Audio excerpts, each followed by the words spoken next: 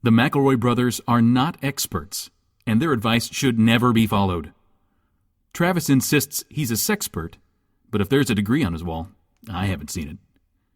Also, this show isn't for kids, which I mention only so the babies out there will know how cool they are for listening. What's up, you cool baby? It's familiar, but not too familiar, but not too not familiar. It's a new craze. Hey, good girls, do you wanna just say, hey, I wanna? Just say, hey, I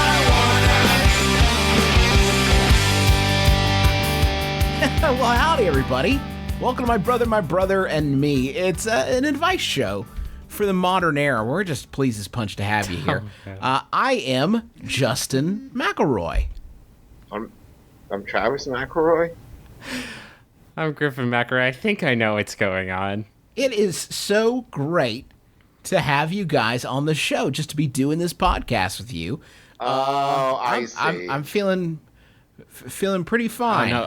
Oh, God. Justin's biting me. I'm just doing just dandy, too. I'm finer than a frog's hair split 4 ways. Sanded down, too, I should hope. Sand him right down.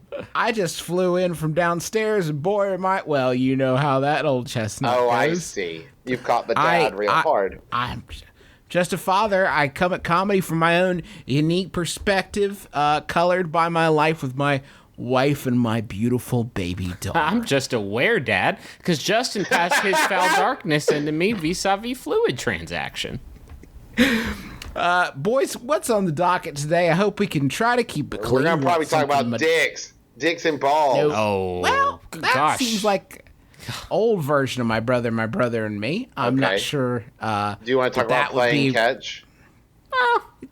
That would be better. I think we could probably split the difference With and land dicks and somewhere. balls. No, we could probably land somewhere in the billing Vol territory. Okay. Yeah. He gets a little colorful from time to time, but at the end of the day, you know, you're going to get off this roller coaster and you're going to have all your limbs attached. You know what I mean? My brother and me is just about 3 guys shooting the shoot and talking about what grinds their gears. You're going to laugh a little, you're going to learn a little, and you're going to learn a lot and laugh.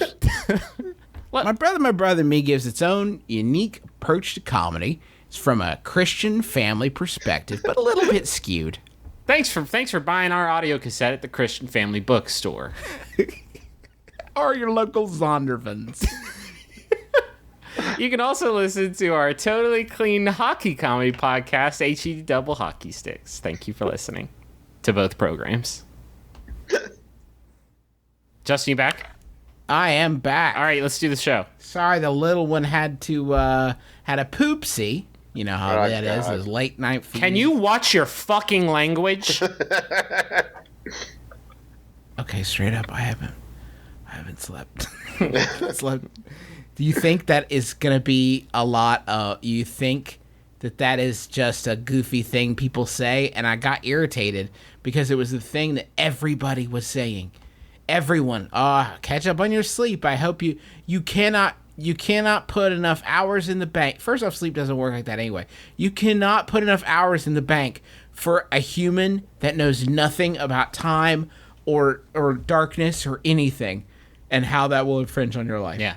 Is it one of those things like you think like this is surely as tired as I could possibly get, and then you proceed to get more tired? And then no matter how tired you get, there's nothing you can do. It's not like I'm so sleepy, so I'm gonna sleep now.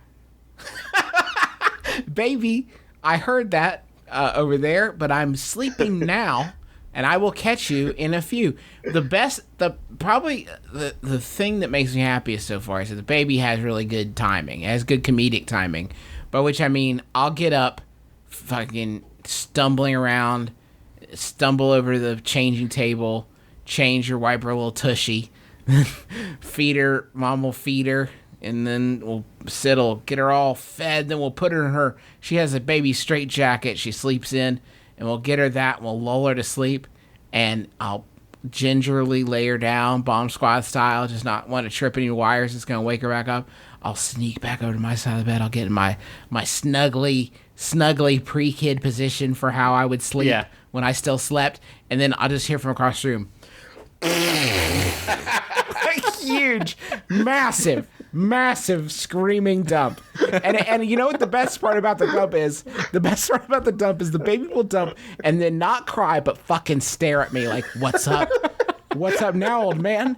Are you going to leave me here with my little week-old tushy? My 3-week-old tushy?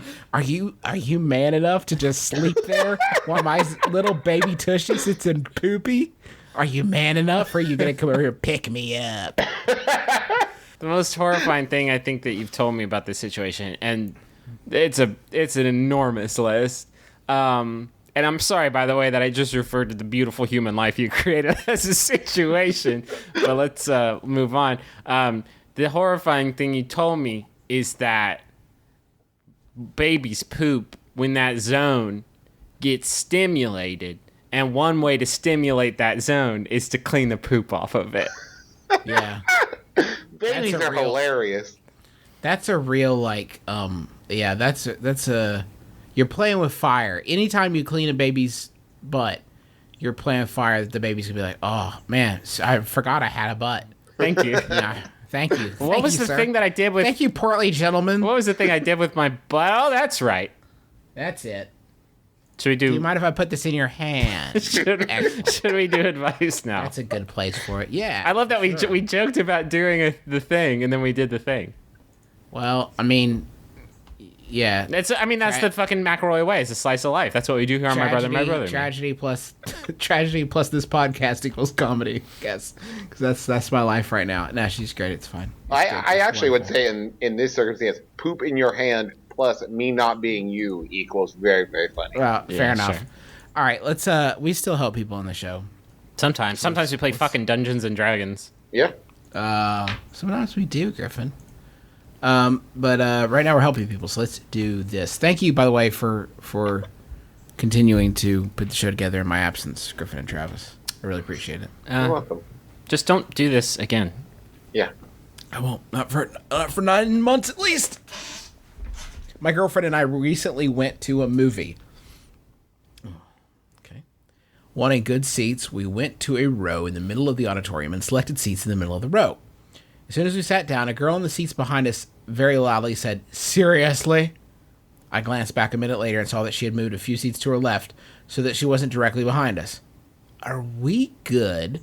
Or did we commit a film viewer faux pas by sitting in front of her? To our credit, it was stadium seating, and neither one of us are very tall. That's from Naive in North Dakota. Interesting. Yeah, because are we talking about sightlines? Or sightlines the issue, or is this the issue that you went to what sounds like a relatively empty movie theater and decided to sit? You didn't leave a buffer. Well, because proximity's an issue. Yeah, proximity's an issue there. But I would say here's the thing: that's her issue and not yours. Well, I think if you walk into a movie theater, if someone sits too close to you and you want to move, the onus is on you at that point. I don't know about that. If it's otherwise empty and someone sits directly in front of me, that's going to feel intentional to me. Mm-hmm. No, I'm going to tell you it's intentional if it's directly beside. No, in front works too. But here's the thing: in a trillion years, in a bajillion years, I could be at the midnight opening of the last Harry Potter movie, which I don't know if you guys know this is my most anticipated and also greatest film of all time. And for some miraculous reason, the theater was empty except for myself. And then somebody walked in and sat in front of me. I wouldn't fucking say anything. I wouldn't. Because you're trying to get whisked. I'm trying to get whisked away to it. Yeah, and like saying that is going to impact both my experience, their experience, the experience of everybody who has to be a part of the fact that I just made it super uncomfortable. Is it possible that she was not referring to you sitting down, but some other factor that had just become apparent? Like she just realized. Did you let out a huge raunchy fart? Well, no, maybe it wasn't you. Maybe she just sat down and found that the chair she was sitting in was full of farts. The foam had absorbed the fart of a 2-hour previous movie. Okay. So maybe you sat down, and almost at that exact same instant, she put her hand on her armrest. Oh my God. There's jelly all over it. Seriously? Justin's been here. Oh, who ordered jelly? Again. who ordered that pricey movie theater jelly only to leave it on the armrest? The trick is you bring your own in a little Ziploc bag. Travis. That's how you get past it. They charge like $6.50 for some jelly. It's people like you that are ruining the jelly industry. There, just had to say it. You know, you go to the Alamo Draft House, they bring you craft brewed jelly during the movie. You don't have to get up and because like you'll finish jelly in like I could crush one of those tubs in like 20 minutes maybe. And then what am I gonna do? Get up and do that maybe 6 times, 7 times, depending on the length of the film. If it was during fucking Boyhood, we're talking about like 12 jam jars. I have to admit, I don't think it was a huge faux pas, but I do think that it feels a little bit inconsiderate to sit directly in front of somebody when you have a lot of other But I do understand though, like if they picked middle seats and you picked middle seats, but maybe leave a row if possible. Everybody wants to sit in the middle, especially in a big stadium seating like IMAX kind of thing. But maybe leave a row between you if possible. But that's okay. But that's not how space works. Like obviously the ideal like position is like row 4 or 5 in the direct center, right? And then the next best one is like the row behind that or in front of that in the same exact position. But then there's diminishing returns. You get too close. What am I fucking even seeing? Is that Bradley Cooper's nose? No, it's a house. It's a raccoon. It's a raccoon. God damn, this movie's transportative. Did you guys remember? Did you ever like when you were a teenager going on some dates? Did you ever encounter a thing where like you'd be by yourself and then either like it was always older people or like like wanting to sit close to you, like I know what you guys are going to get up to, not on my watch. And I want to or explicitly on my watch, only on my watch. I always got it like they were just trying to like ruin whatever necking I was planning for that evening, but maybe they were just going like, no, go on. Wait, you're telling me that old people tried to ruin something for me, Travis? I don't know. That doesn't sound like their MO. I think your mistake was being at the same movie that an old person would want to go see. Mm-hmm. Well, that's the thing is if you're like 15 or 16, that is your out. Like you're going to see Toy Story 2, and guess what? So are super old people because they know there's not going to be any violence or boobs in it. I have a theater etiquette question for you guys, and I want to know if I'm making too big a deal out of this. My like theater pet peeve. Obviously the obvious stuff, talking during Godzilla and things like that. That drives me crazy. But people who continue their conversations once the trailers have begun. Is that not? Is that a DMZ or is that still a safe zone for chatting? Because some of us like trailers more than movies. A lot of times they're like short movies because I don't know if you guys know, I'm a dad now. I don't get to the theater a lot. So a lot of times trailers are going to be the closest I'm going to get to seeing that movie. So basically you're ruining the movie for me. I actually have a rule of thumb about this. If the movie theater lowers the lights to the same level that it's at for the movies, you lower your volume to the same level you would for a movie. If they take the lights to half, you can continue your conversation at half volume. Are you saying that in case of technical error that brings the house lights to full mid-film, you will just start shouting? Have you ever been in a movie theater and they brought the lights up to full? Has everyone just stayed quiet? No, everyone goes, hey, whoa, aha! Travis actually follows that. I don't know if you've noticed this, Justin, but Travis follows that rule with just his everyday sort of life. So, like, during the intimate times, maybe in the bedroom, he's like, oh, what are you? I can't understand what you're saying to me. Are you trying to be intimate? You want to be intimate? Turn the lights up. My pee-pee is ready! Well, turn him down a little bit. Maybe in the middle. Travis is basically photosensitive, is what you're saying. At a baseball game, at night, with all the lights, like, blasting, those fucking Friday night lights, forget about it. Forget about it. He's the loudest thing in the universe. You guys want Yahoo? Absolutely. Yahoo was sent in by a man named Drew Davenport, a legend, one might say. Thank you, Drew. It's by Yahoo Answers user Pineapple Lifesaver, who asks, why do so many people buy Lunchables? You could put your own together for a lot cheaper. Just put some meat, cheese, and crackers in a Gladware container.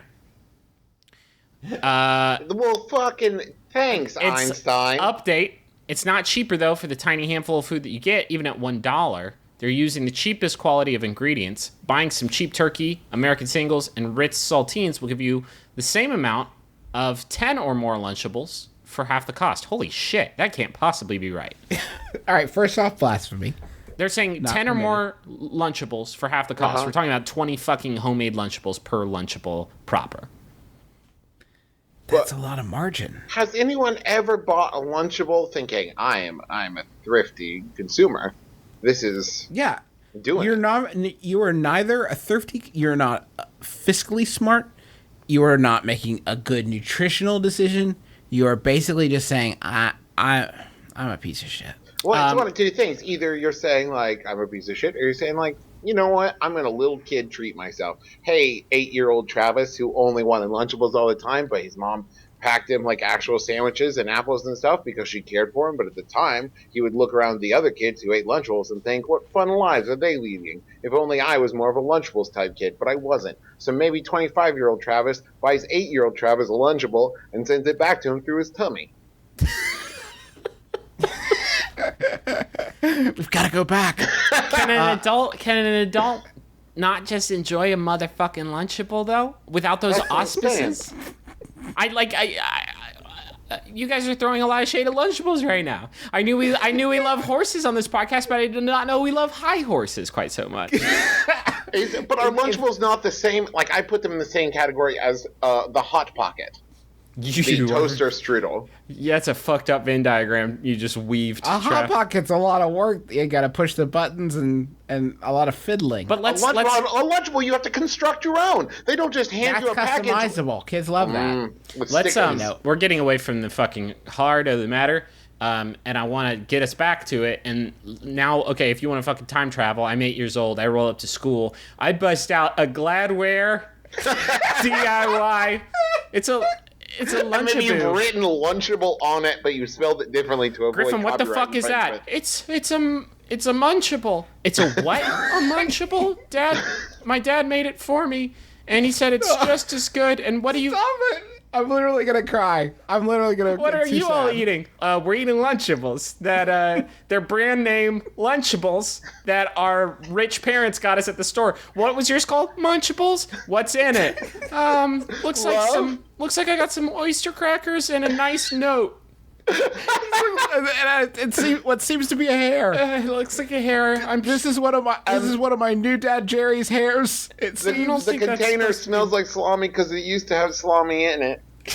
That's how we got it. We can't afford to buy Gladware either. We're just reusing the old containers.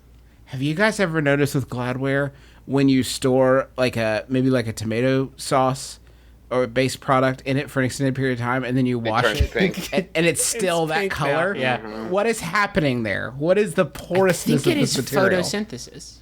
Is it osmosing through the plastic? Can I rock Munchables in the modern workplace? If I roll up and I have a fucking Gladware container and I've written Munchables on there in a Sharpie and maybe some of the letters are backwards, just to like really drive it home. And I'm just like, Jerry from accounting walks in and he's like, "What are you eating there?" I say, "Oh, Munchables." And Wait, hold on. And I prefer- that voice worked for the 8-year-old. yeah, I prepare a fucking snack cracker tower and I eat it from the top down like a T-Rex. Am I okay? Am I good? I think if I got to watch you do that, just make a huge stack of crackers and cheese and meat, and then just deep throat it. Just put your head at the top and just keep jamming until it's all gone. Munchables. These are Munchables. Yeah, I'll make you some. I'll bring some in tomorrow. No The weird problem. thing is it's like the sadness is greater than the sum of its parts. Because if you just brought in like a container with crackers, a separate container with cheese slices, and a separate container with yeah, like some Travis. lunch meat. But that's not weird to me. But you put it all in the same container and transport it that way, and Of it's like course. 100% sadder. Of course, context is important in this situation. If I eat crackers and then in another room I eat some lunch meat, it's not going to be a thing. But if I try to give it my own DIY fucking Pinterest branding, then we have a situation, all right. This is an interesting question for you about Lunchables. If you go to a party, let's say, where there are crackers and cheese and little pieces of meat, I don't think there's a number of those things that you would eat at which point you would say, well, I've had lunch now. I Me? Did you have lunch? Yes, I did. Well, you guys are I grazed here. you guys are and now I've had lunch. limiting your scope to the fucking snack cracker lunchable box set. There was a lot more variety in there for our dirty North American bento boxes. Essentially, is what we're talking about. I don't know if you guys ever sampled the pizza, which was Oh my God, which was pizza Griffin. but cold. I have very clear memories of watching an adjacent rich kid eat the pizza Lunchable and being physically repulsed at the idea of eating all of it cold. And they would call it pizza, and it turned my stomach. Well, let me even take you down the oubliette to even further. Just peer into the darkness with me, and we'll talk about the definition of the word soft taco. Because Lunchables also had that game wasn't especially on point because you had a round thing. It was the pizza crust. It was the again. fucking pizza crust, and then they had a cold, essentially giant ketchup packet, but instead of ketchup, it was ground meat. Question mark? I don't know how you would recreate. Meat was in quotation marks. It was also an acronym. Yeah, it was Bad News Bears. I don't know how you would recreate that for the Munchables brand, but I think that there is a lot of opportunity in there. We could probably get some vegan-free option. Vegan-free? Gluten-free. No vegans. No vegans allowed. I think all Lunchables are inherently vegan-free. Anyway, this person has a great point. I'm going to take this to Shark Tank. Thank you, Yahoo. A few years ago, I took the plunge and moved to Reykjavik, Iceland. It's a beautiful country, and its popularity as a vacation destination has been growing over the past few years. There are frequently cruise ships docked here, which discharge a few hundred tourists every few days. Man, I hope this question's about a grift. I haven't finished it yet, but I really hope it's about a grift. When I walk through the city, I encounter lots of said tourists taking photos. My question is, what's the acceptable social norm when you encounter someone taking a photo and your path would lead through their field of vision? Should I wait for the person to take the photo, continue on my way, regardless whether or not it would ruin the shot? Any advice you could offer me much appreciated. That's from In Frame in Iceland. That's beautiful. I'd love to get up there sometime. Oh, yeah. See, I was just watching The Simpsons about that. The travelogue, The Simpsons. The Carl. do they get the Aurora Borealis up there? The David Boreanaz. That was in the episode of The Simpsons, so I'm hoping so. I say keep it on. I think JKL, I think just keep living and just keep walking. If they get you in the shot, then they have actually gotten some fucking local wildlife in the picture. Yeah, Well, local color. I think you go one step further. I think you don't just walk through. You get in the shot. You pose. You act like, look at this, right? Give it kind of a thing like they asked you to be in the picture, or even better, they were like, hey, Steve, get over there. Let me take a picture of you. And then you just kind of pose and like gesture towards the mountains. Well, I think it loses some of the magic if they have to ask for it. Then it's not candid. I think maybe you carry around a giant swordfish with you, a really big swordfish that maybe has a little bit of ice still on it. And whenever you see somebody taking a picture, you scurry over there as fast as you can, and you hold that swordfish over your head proudly, and you make like a jovial laughing face. And it's like, look at this, I caught this local sword fisherman mid-catch. How happy is he? God, I wish I was that happy anymore, Diane. That's how memories are made. I think it's all about your angle. If you're behind the person, then you're local color. If you're in front, in the foreground, you're messing up the focus. You're making yourself. I mean, you're basically turning it into an album cover for you.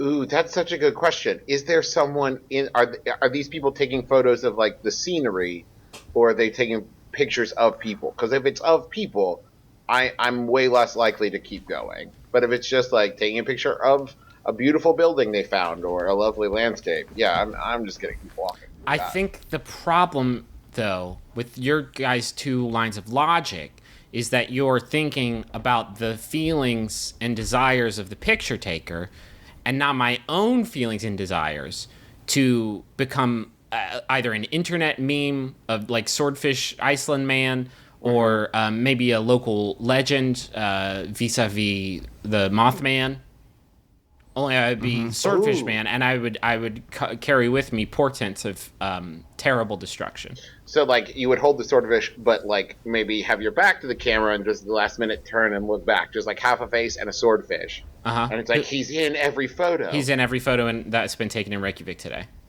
How did that happen? Oh, it's just like on, what's that show with the kid from the Dawson's Creek, and it's the Fringe. It's the Fringe, and there's the bald man. And he's in all the photos, and he's holding a swordfish. It's also Dawson's Creek. There was a season where there was just a guy and he had a swordfish, and he was in every shot of the show.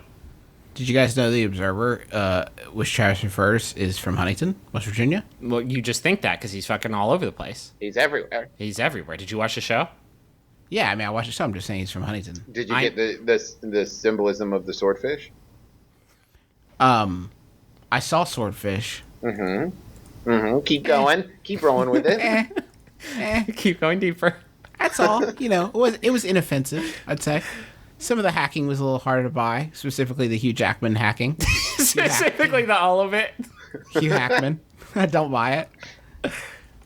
Keep going. I don't have What do you want me to say, Travis? John Travolta was in Read it. another question. I wish John Travolta got more work. There, I said it. My wife is terrified of round fish. Uh-oh. We like to be outside. See what I mean? And I love adventuring in the water. Okay, stop right there.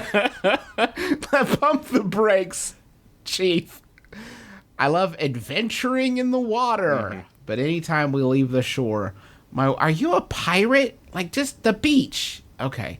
My wife freaks out because there might be round fish near her. Apparently, flat fish are fine. Wait. She agrees it's an irrational fear, but let me just finish this. She agrees it's an irrational fear, but just today she ran crying to the shore because a 4-inch trout swam by her. I'm sure that's something that she wanted the internet to know. Great job, sir. I don't want to give up my aquatic activities, but I don't know how to help her get over her fear. MBMBaM, what do I do? And that's from Ichthyophobic in Trout. God damn, Justin. Nailed What? it. You just said that word fucking... Even like sleep battle. Just like saying your words is not like your best thing, and that's the hardest word I've ever seen, and you did 100%. And also, you said Reykjavik really good. Grape job. Thanks. Great, Garrett. Thanks. Apparently, what I've been missing all these years, a reason to live. So, Who knew? round fish, is that... Round fish. Okay, what are we talking about? Is it everything but a stingray? Because Bad News Bears, that's the scariest fish that exists. Well, no, what's the one? There's the one that like stays on the floor of the ocean, but it's just like it has the eye on both sides. Perch? I mean, No. like, is it like how Nemos are flat and like fish like that don't have a lot of girth? And then there's like the Seaman, and he's got the face, and he's all round. No, Travis. Nobody's afraid of Seaman. Everybody loves Seaman. So kind and gentle. Okay, so the one thing that is weird about this is that I'm assuming if it's trout, aren't trout just exclusively freshwater fish? Yeah. Am I incorrect there? We have no way of proving that. Probably not. There's probably one trout that swam in the ocean and was like, I'll kick it here. And then they had... I get way more worried about like aquatic life when I'm in like a lake or a river. above I the find ocean? that- More than the ocean. Really? Yeah. I just find it much more... I think in the ocean it's just... I don't know. I get a much more like under the sea kind of vibe. And I guess when I'm in freshwater, I get more of like a opening of True Blood Okay, vibe. so just like is it possible... a big old catfish Is it- swimming around through the ring. You're assuming that the fish in the ocean are just like, we live in the biggest fucking body of water. This fucking rules. And fish in the lake are like, God damn, those ocean. Our shit is like 1/1,000,000,000th of 1% of ocean. Cool. Glad we're here. Right. Would love to catch a plane. And what's that? No fish planes. Guess that makes sense. Oh, my body would die in the ocean. That sounds fair. Thanks, fish Jesus. I'm real confused. If your wife is so afraid of fish, why is she continually putting herself in a position to be the only place where fish are? Well, it sounds like she's doing that to please Ichthyophobic. Well, why not canoe? Why not perhaps get a pontoon boat? Because then you're just, like, above the thing that you're afraid of. And they'll jump into the boat. You see that shit. You watch videos of, like, surfers, like, surfing, and then, like, a stingray jumps through them. It's like, hey, great job catching that wave. You have a stingray-shaped hole in you now. Can we focus? I think that, a fear of fish, that's fine. I have a fear of mice. People have fears. My friend John Mahaffey's afraid of spiders so much, I think he pooped his pants out when he saw some. Okay? People are afraid of things. Again, this is the episode where people say things about people that they don't want said about them on the internet. What I am more concerned about is this guy is apparently we have two references to his aquatic pursuits. He loves adventuring in the water, and he doesn't want to give up his aquatic activity. What is he doing that this is such an inconvenience that he would come to us over this? Everybody gets one, pretty much. And this is this guy's one. What is he doing in the water that is so sacred that he can't give it up for his lady? Aquatic activities. Very, very suspect. You know what There's you could fishing, do? right? You could go to a pool. I used to, when I was a kid, I would sometimes get into the deep end of a pool, and I would have the thought, what if there was a shark in here? And then over the next few minutes of being in the deep end, that thought would gradually congeal to, fuck me, there is a shark in here. So, if you're wondering if people are born with anxiety or they develop it, I think you have your answer now. So, Justin, the fact that you could see through the water didn't do anything. Don't matter. Don't matter. He was behind me. He's avoiding He's made me. of glass. Behind me. Glass shark. Glass shark. Glass shark love fat kid. That's one thing about glass shark you gotta know. Glass shark, he loved a fat kid. You stay out the water, fat kid. Glass shark coming for you. He get you down there bad deep water, that dark water. wasn't- Fat kid, no go. Glass shark, come to that dark water. He get you, fat kid. You swim around, he bite your trunks right off. You tubby little fish. You swim all you want, flop and flap around. Glass shark gonna come. Glass shark behind you, fat kid. You gotta swim. Swim faster. Pretend there's a corn dog at the end of the pool. Get out that dark water. That dark water, that glass shark coming for you, fat kid. He make you a snack. He make you a snack. He eat your brother. He don't care. He glass shark. He in that bad dark water. Swim on over here. Why don't you cool off a little lemonade? Wait that glass shark move on down the next pond. Get that next fat kid. Don't let him get you. Nah, you seem all right, though. Oh, fucking glass shark. And a friendship is formed that lasts the ages. Oh my god, glass shark. By the way, that guy wasn't black. He was from Louisiana. Oh, sure, we all got that. Should we Yeah, go? no, I that wanted was to clear. clarify. Should we go to the money zone? Okay.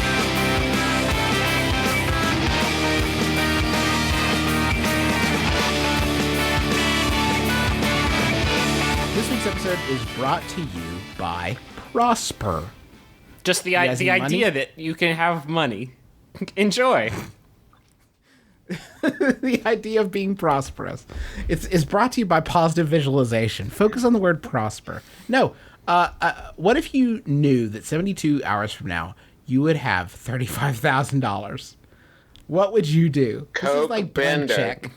Coke bender. You pay off your credit cards, start a business, Nope. whatever you want to do.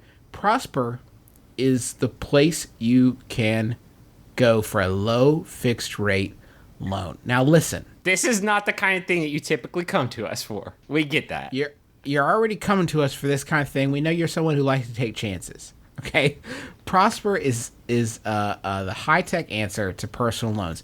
They got a peer to peer lending process. They don't charge a bunch of fees. They don't raise interest rates, and you'll never ever. This is the best part. You'll never set foot in a bank. Good. Listen, like anyone who's ever looked for a loan before, it's like a sweaty, awful process. You know what I mean? Even if you know you have good credit and you know you're in a good place, there's something about sitting down in the bank and having someone sit across from you while they go through every inch of your life in front of you and judge whether or not you're a good bet to give money to. So why not do it over the computer and not have to face that kind of judgment, you know?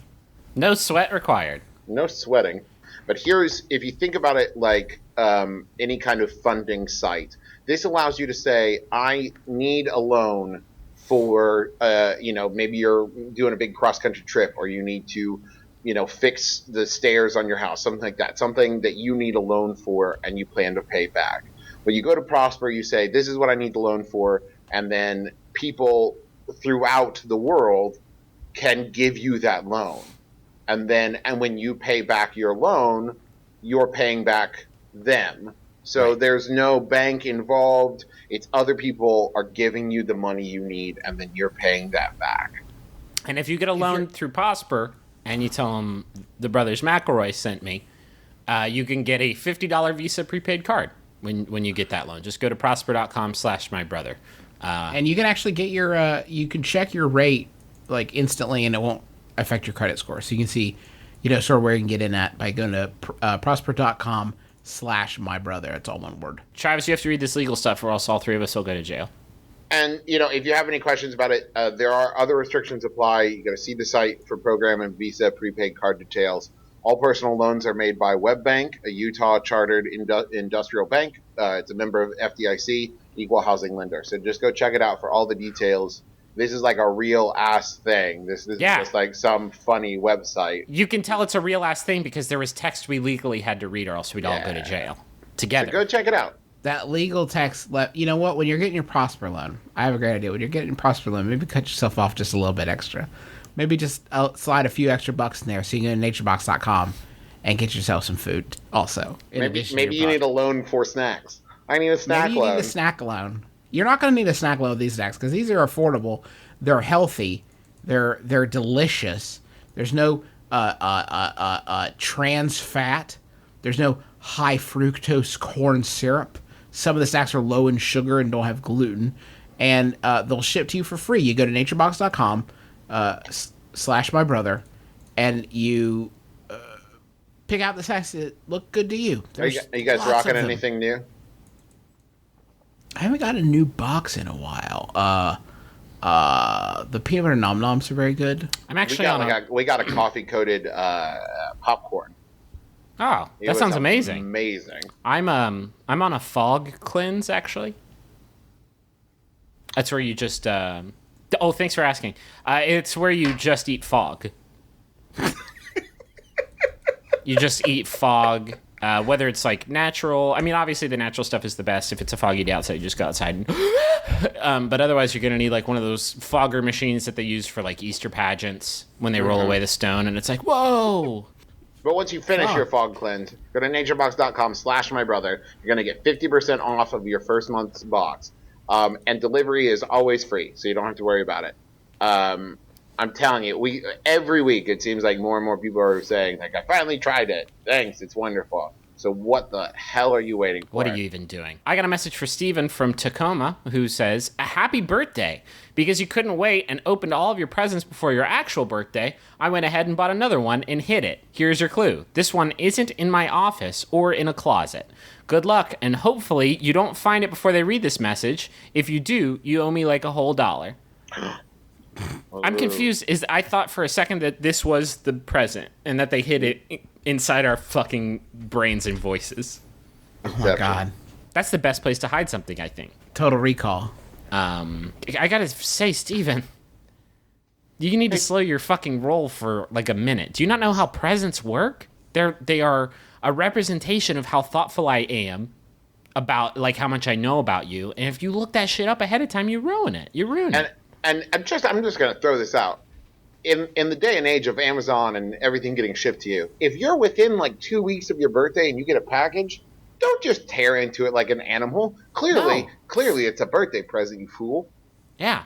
Savor the flavor. It's from me, but really it's for me. Speaking of which, Griffin, one quick break. Griffin, I wanted to thank you because right before this podcast, my wife and I enjoyed the chicken pot pie that you bought for us, and it was off the charts. We sent you that shit like mouth-sloppingly delicious. 3 weeks ago. Yeah, we were in the hospital for a little while, and it's kind of hard to get home to cook a pie. I'm saying, but it was still cool. I'm saying get pie. It's in the freezer. Okay. It's fine. It was absolutely delicious. I'm not gonna mention who made the pie initially because pay me. Yeah. But yeah, it was delicious. I wanted to thank. Well, you for thank that. Rachel. I didn't get you a pie. I'm sorry. I did technically. You got me lots of stuff. I gotta though. tell you, I technically did also not get you a pie. My wife, my very thoughtful wife did. It was really good. Okay, Just enough pass of that along, bullshit. sir. Here's the greatest money zone spot we've ever had. Oh Jesus! Who is this message for? It's for present day Chris. And who is this message from? From past Chris. Hey me, how's it going? You're probably stressed at work when they're reading this, so I hope this cheers you up. Speaking of work, did you get a new job yet?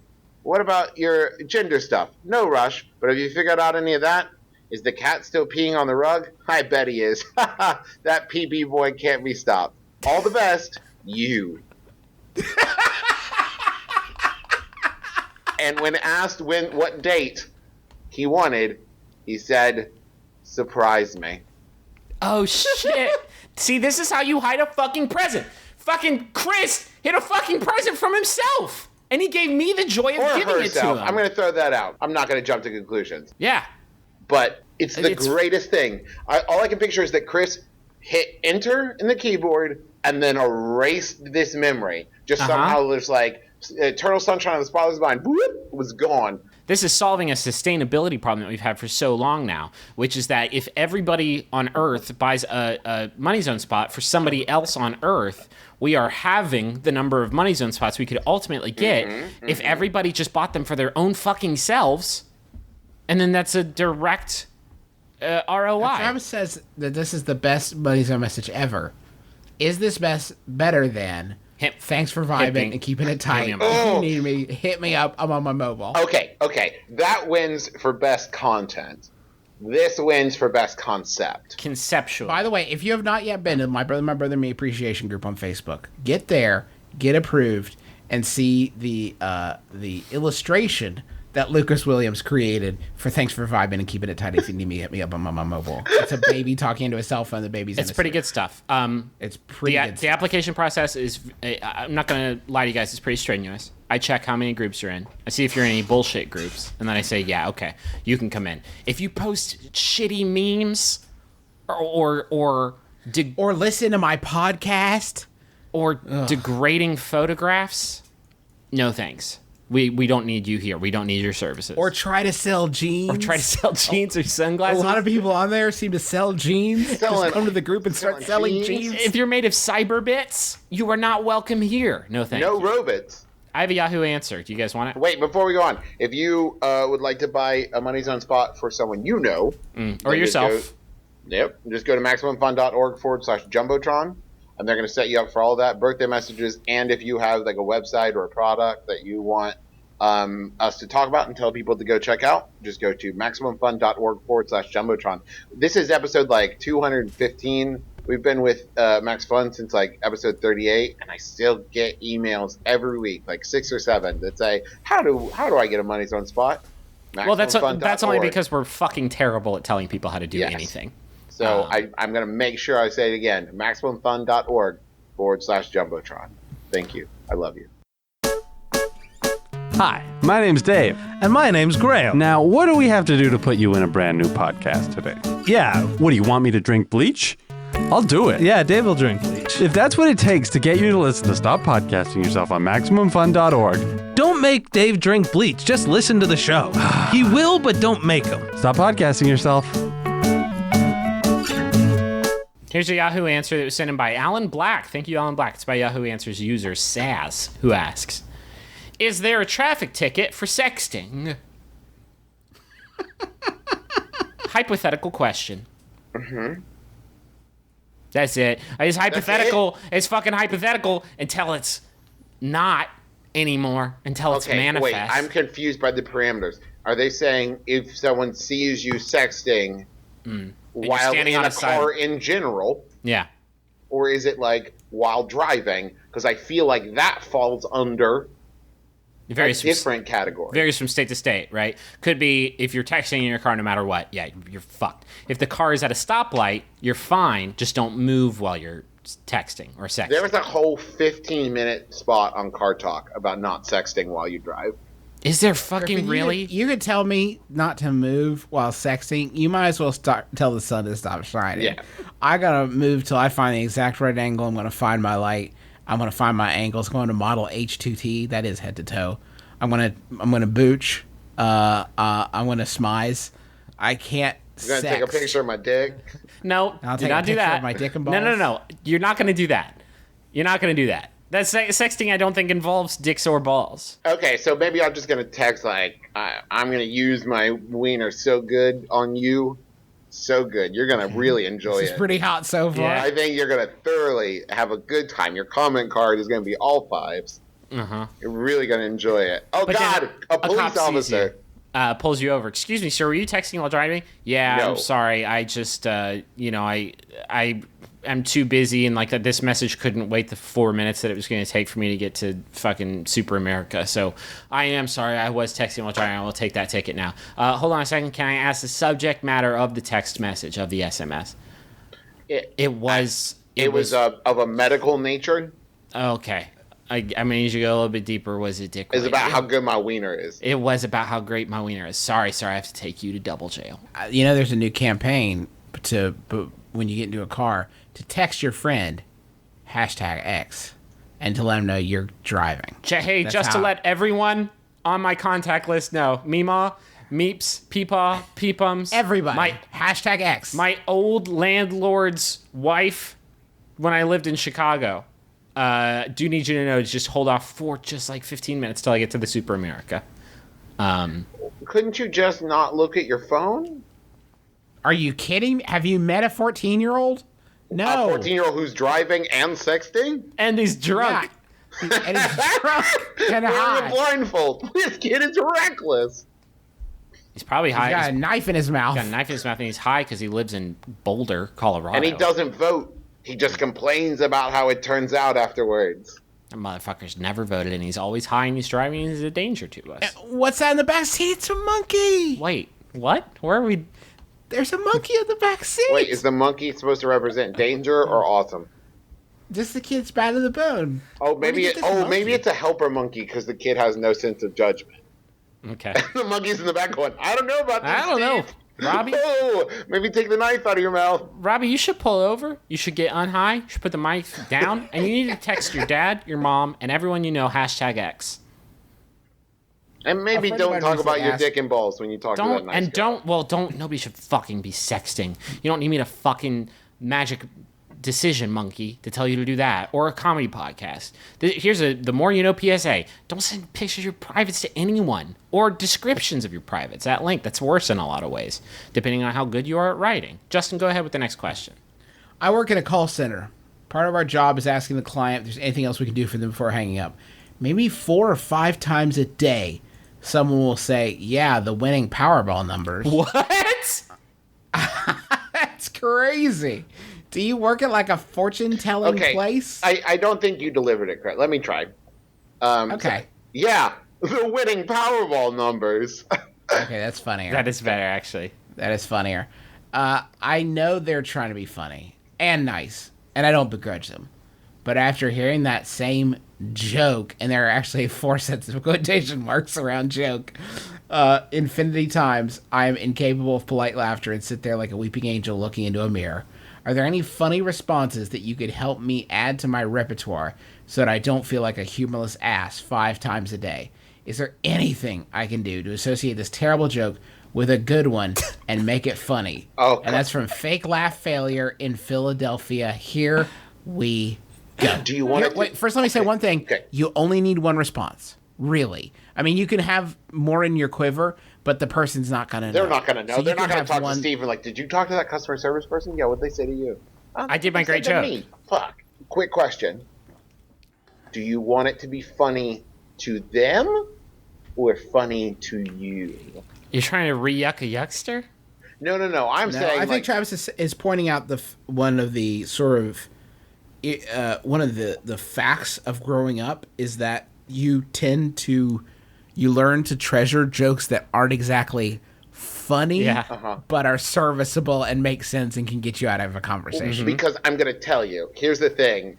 As someone who's worked customer service and had to deal with these people before, they're not trying to be funny. They're using this like a fill in the blank, drop it in so they feel like they've had some kind of interaction with you. This is like a thing they say when they can't think of something to say. Like, how you doing? Weather, huh? You know what I mean? This is just a filler thing. You are trying to normalize the behavior of fucking space aliens, Travis, because the normal thing that you say when someone says, can I help you with anything else, is, no, thank you, goodbye. Great service.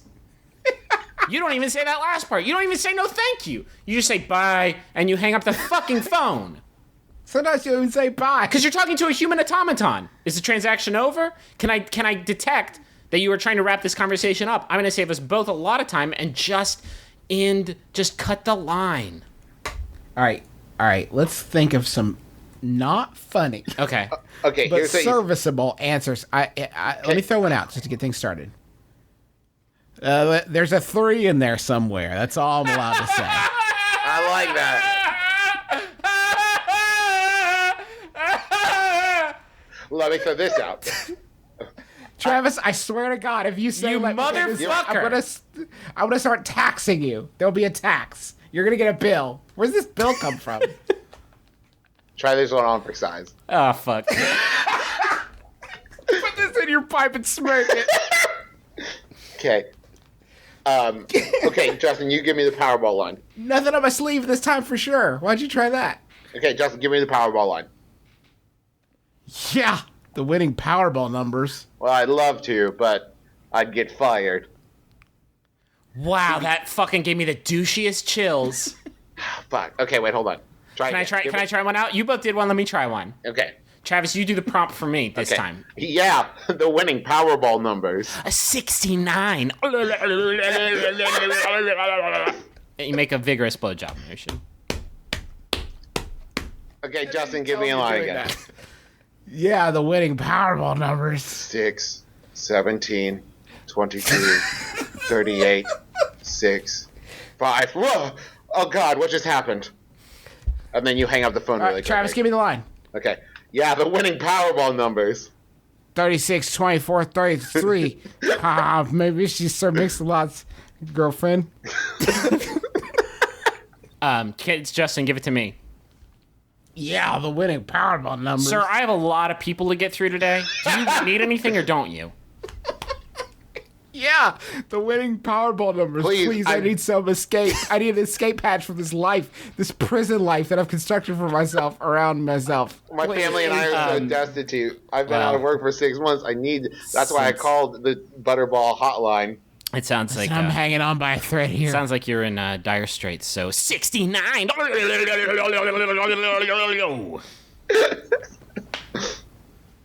I'll get you out a lot of workplace pickles. Get you out a lot of workplaces. Yeah, that too. Get fired. Let's end the show. Yeah, we're done. Hey, thank you all so much for listening to my brother, me. I sure missed doing this with my brothers, and I miss seeing all you all and hanging out with you all, and I'm certainly glad to be back. So thank you for listening to our show again. Thank you to people tweeting about our show, like Kyle Starr, Peter Allen Boyle, Rich Wilson, Todd Hauser, Steve, JB, Paul Briner, David Lasky, Rocket Man, Sam Dean, Lynn, Bravo Alpha, Rocket Man again, Mia, Dan Hendrickson, so many others. We're at MBMBaM on Twitter, so you can just follow us there and tweet at us using the MBMBaM hashtag. That'd be great. And thanks for all the nice feedback about the Adventure Zone. Yep. D&D episode. We're fit. We had a lot of people asking if we're gonna release the rest of it. Like, that was all that we've played, but we are figuring out what doing more of that looks like in a podcast. Not this podcast, but maybe another one. Speaking of other podcasts, if you enjoyed this podcast and you haven't listened to the other Max Fun podcasts, you are cool. There's tons of them. I'm not going to try to list all of them because there's way too many. But I just saw on Twitter that Lady to Lady just recorded an episode with French Stewart. Oh, don't tell people that, because then they're going to try and fucking shame us because we were horrible to French Stewart. We were not. It was all in fun. It was It was not in fun or in jest. We were fucking horrible to French Stewart. In our defense, those were in the days when we couldn't imagine anyone would ever listen to our show. Correct. That was not as long ago as I think you guys think it was. That was like 199. I'm sorry, French Stewart. We're fucking growing. We're learning that when we say things about human beings, sometimes those human beings can ostensibly hear what we say, and it hurts them. It would hurt me. So go check out the other Maximum podcast. Yeah, please do. They're really great. And thanks to Maximum Fun for having us. We love you guys. Yeah, it's a constant joy. I want to thank John Roderick, too, and The Long Winters, as long as we're thanking people, for the use of our theme song. It's a departure off the album Putting the Days to Bed. It's a great album. I was listening to it on the record player earlier today. I played it backwards, and I heard John Roderick's Dark Regards. You guys want the Final Yahoo? Yeah, hit me. This Final Yahoo was sent in by Drew Davenport. Is a Yadrew. This Yadrew user Steven asks, what is the best moisture of all to use for lovemaking? Oh, golly. I'm Justin McElroy. I'm Travis McElroy. I'm Griffin McElroy. It's been my brother, and me. Kiss your dad square on the lips.